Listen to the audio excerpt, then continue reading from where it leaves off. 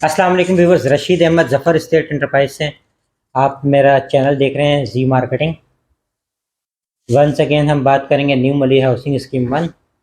آپ نے میری گزشتہ ویڈیو میں دیکھا ہوگا اور میں نے اس پہ ذکر بھی کیا تھا کہ نیو ملی ہاؤسنگ اسکیم 1 کے حوالے سے میں نے آپ کو چھوٹی سی ڈیٹیل بتائی تھی۔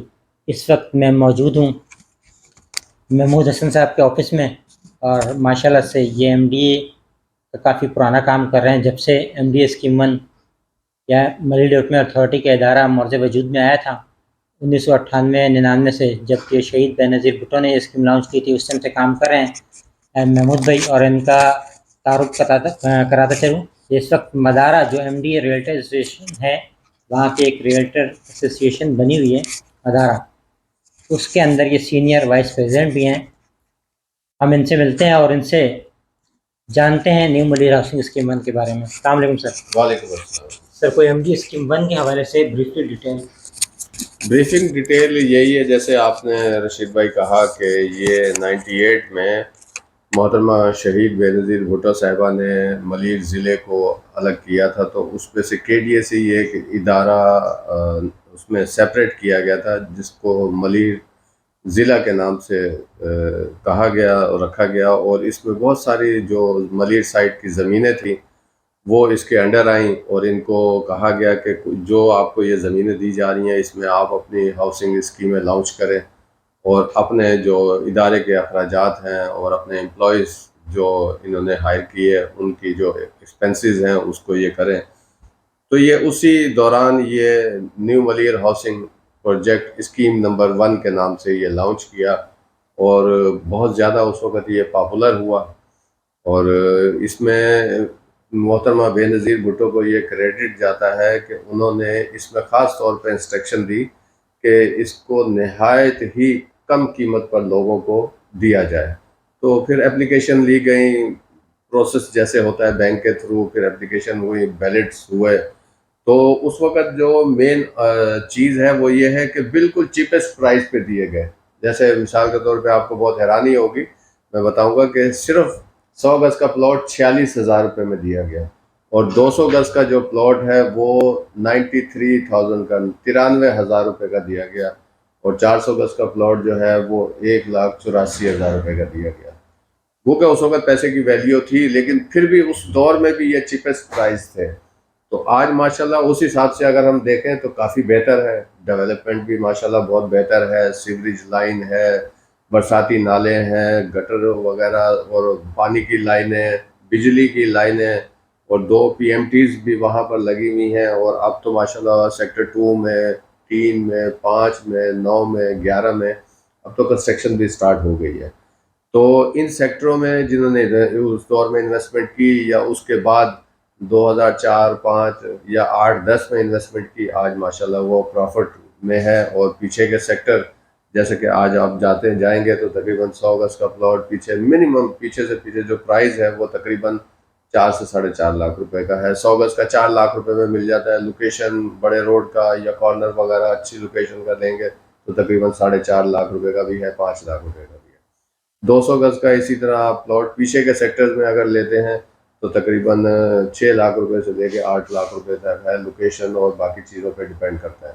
تو یہ ایک ایسی سوسائٹی ہے جس میں آج کے دور میں لوگ کہتے ہیں کہ جی ہم اگر کوئی چیز خریدتے ہیں نا تو وہ فوراً جو ہے نا اوپر چلی جائے۔ جیسے پہلے کے دور میں ہمارے والدین بھی انویسٹمنٹ کیا کرتے تھے، تو وہ یہ سوچتے تھے کہ یار آج ہمارا بچہ جو ہے وہ 10-12 سال کا ہے، ماشاءاللہ یہ جب 25 سال کا ہوگا، 26 سال کا، یا ایجوکیشن کے بعد اس کی شادی کریں گے تو یہ ان کے کام آئیں گے۔ تو یہ سوچ کے چیز لی جاتی تھی۔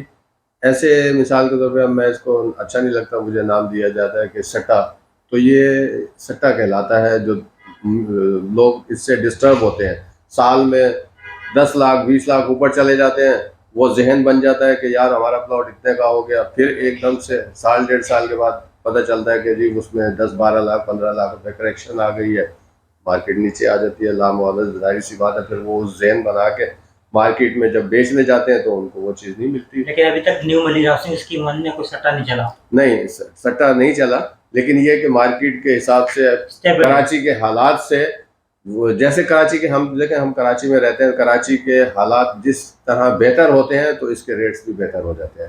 تھوڑی سی اس کے 25 سیکٹر ہیں، 1 سے لے کے 25 سیکٹرز ہیں، اور ہر سیکٹر میں 3 کیٹیگری ہیں. 100 گز ہے، 200 گز ہے، 400 گز ہے. پھر اس میں کمرشل بھی ہیں جو آکشن، ادارہ آکشن کرتا ہے، گائے بگائے 2 سال 3 سال میں آکشن کرتا ہے. پھر ہر سیکٹر میں 2 3 کسی میں 4 بھی مسجد بھی دی گئی ہیں. کمرشل پلاٹس بھی ہیں، ایس بی اے بھی ہیں، انڈسٹریل پلاٹ بھی ہیں. انڈسٹریل سے مراد میرا یہ ہے کہ جیسے سیوک سینٹر ہے، اس ٹائپ کی پلاٹس بھی ہیں، 1000 گز کے، 500 گز کے، 2000 گز کے، جو ادارہ خود کنسٹرکشن کرے گا اور پھر اس میں سیل کرے گا یا اس کو رینٹ آؤٹ کرے گا. ایمینٹی پلاٹس ہیں، ایمینٹی پلاٹس، ایمینٹیز بالکل ہیں، اسکول کے پلاٹس ہیں، کالج کے پلاٹس ہیں، اور بہت سارے پارکس ہیں. اس میں پارکس بھی دیے گئے ہیں، پلے گراؤنڈس بھی دیے گئے ہیں. اور اسی طرح مختلف یعنی کہ جو ایکسرسائز جو اس طرح کی چیزیں ہیں، پلاٹس ہیں، وہ بہت اس میں پلان کیا گیا، بہت اچھے طریقے سے پلان کیا گیا. اس کی ایگزیکٹ لوکیشن کہاں پر ہے؟ اس کی ایگزیکٹ لوکیشن جو پڑتی ہے، جیسے آپ اسٹیل ٹاؤن کراس کرتے ہیں تو یہ آگے گلشن حدید آتا ہے، جو اس وقت اس ایریا کا سب سے ایکسپینسو جگہ ہے. تو اس کے ساتھ لنک روڈ ہے، لنک روڈ کے بالکل قریب یہ اس کا کارنر شروع ہو جاتا ہے، اور یہ پھر نیشنل ہائی وے آگے جاتا ہے اور لنک روڈ سپر ہائی وے کو ٹرن ہو جاتا ہے. تو یہ ڈی ایچ ایس سٹی کے پیچھے جاتی ہے. ڈی ایچ ایس سٹی کا نام آ گیا تو میں بتا دوں، وہ سپر ہائی وے سے آتی ہے ڈی ایچ ایس سٹی، یہ نیشنل ہائی وے سے جاتا ہے. تو بیک دونوں کی تقریباً اس کے اطراف میں، مطلب اس کے بالکل سراؤنڈنگ میں جو سوسائٹیز وغیرہ ہو گئی ہیں، مطلب رہائش وہاں پر ہے؟ ہاں، بہت ساری پرائیویٹلی اگر میں بتاؤں آپ کو، فلک ناز ہے، سدرا ہے، اور پی ایف کی بھی سوسائٹیز ہیں وہاں پر. اور بہت سارے پرائیویٹ بلڈر ہیں جو ابھی کنسٹرکشن کر رہے ہیں، پلاٹ کی صورت میں پلاٹ دے رہے ہیں لوگوں کو ڈیولپمنٹ کر کے. وہ بہت ایکسپینسیو ہیں پلاٹس. اور میں سمجھتا ہوں کہ پتہ نہیں لوگ وہاں جاتے ہیں پھر بعد میں پریشان ہو رہے ہوتے ہیں کہ بلڈر بھاگ گیا، بلڈر مل نہیں رہا، وہاں کچھ نہیں کیا، پیسے لے لیے. تو یہ تو گورنمنٹ کی یہ پرائیویٹ اسکیم ہے یا گورنمنٹ اسکیم؟ یہ گورنمنٹ آف سندھ کا پروجیکٹ ہے، جیسا کہ میں نے کہا، پیور گورنمنٹ آف سندھ کا پروجیکٹ ہے. اس میں گورنمنٹ ہی یعنی کہ جو بھی کام ہوگا وہ گورنمنٹ کر کے دے گی. لائٹس وغیرہ کا ہے، گیس کا ہے، پانی کا ہے، بجلی کا، جو بھی اس میں کام ہوگا وہ تقریباً ڈیولپمنٹ، اس میں 60% تو ڈیولپمنٹ ہو چکی ہے. باقی 40% ہے، وہ جیسے جیسے لوگ کنسٹرکشن کریں گے تو اسی حساب سے پھر یہ ڈیولپ ہوتی چلی جائے گی. پورٹ قاسم سے کتنا دور لگتی ہیں؟ پورٹ قاسم سے اگر ہم دیکھیں تو تقریباً 5 کلومیٹر ہے. پورٹ قاسم سے کراس کر کے ہم جائیں گے تو تقریباً 5 کلومیٹر. ایجوکیشن سٹی کے تو بالکل قریب ہے. یعنی جیسے ہم اس کے ساتھ ساتھ لنک روڈ پہ نکلتے ہیں تو اس کا سیکٹر 1 جو ہے وہ لنک روڈ پہ ہے، اس کا گیٹ 2 کا گیٹ ہے، سیکٹر 11 کا گیٹ ہے، سیکٹر 17 کا گیٹ ہے، سیکٹر 18 کا گیٹ ہے. تو یہ جیسے ہی ایم ڈی اے ختم ہوتا ہے تو بالکل اس کے ساتھ ایجوکیشن سٹی ہے.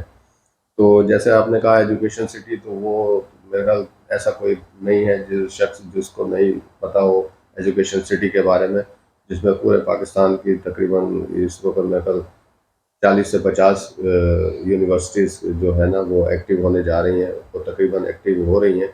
اور بہت ساری ڈیولپمنٹ اس میں قرب و جوار میں، لنک روڈ پہ بھی اگر ہم دیکھیں تو بہت ساری ڈیولپمنٹ ہے سوسائٹیز کے بارے میں. رہا تھا کہ نیٹ لنک روڈ کے اوپر باقاعدہ مزید کنٹونمنٹ کے نام سے باقاعدہ روڈ بھی بن رہا ہے. بالکل. یہ ہاں، دوسری چیز آپ نے کنٹونمنٹ کا نام لیا تو میں آپ کو یہ بھی بتا دوں کہ یہ ایریا پورا جو ہے یہ کنٹونمنٹ اناؤنس ہو چکا ہے.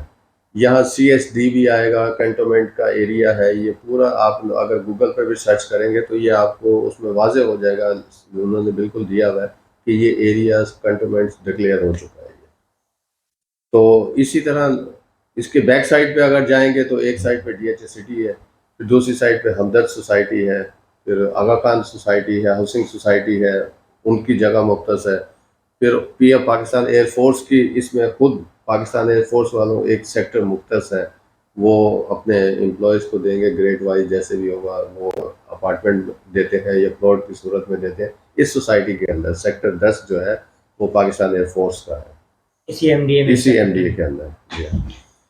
تو یہ ایک بہت اچھی اپرچونٹی ہے لوگوں کے لیے، اس میں انویسٹمنٹ کریں اور یہ سوچ کے کریں کہ ہمارے آگے بچے جو اس ہیں میں ان کوئی کے کسی کام قسم آئے. کی ڈپلیکیٹ فائل یا نہیں قبضہ وغیرہ کا؟ الحمدللہ جیسے آپ نے کہا کہ میں تقریباً 98 سے اس اسکیم میں جب لانچ ہوا 98 99 سے میں اس میں کام کر رہا ہوں. ابھی تک الحمدللہ کسی چیز کی ایسی کوئی کمپلین نہیں ہے، نہ انشاءاللہ آگے ہوگی.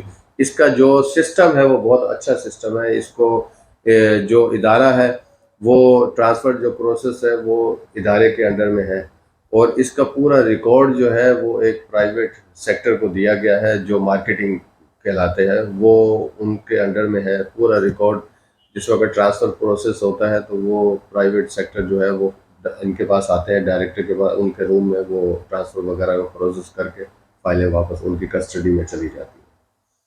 تو بالکل سیف سائٹ ہے الحمدللہ. اس میں بالکل ہی ہوپ فل اور بڑا پر امید ہوں کہ آپ سے یہ کہہ سکتا ہوں کہ یہ چیز آپ جب اس میں انویسٹمنٹ کا مائنڈ بنائیں تو اس چیز کو ذہن سے آپ نکال دیں.